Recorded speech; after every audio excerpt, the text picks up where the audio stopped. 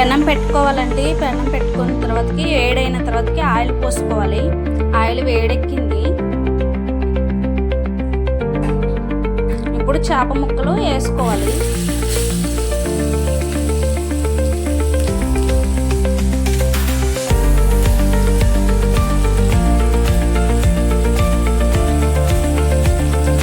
ఇలా ఫ్రై చేసుకోవాలన్నమాట. ఆయిల్లో ఫ్రై అయినాక చూపిస్తాను. చేప ముక్కల్ని ఇలా తిప్పేసుకోవాలండి.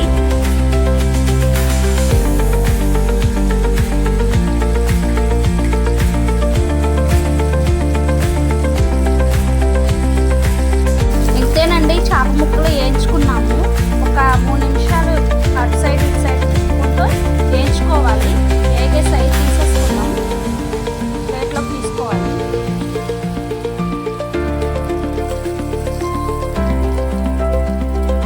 మిగతా ముక్కలు కూడా వేసుకోవాలి ఇలాగనే.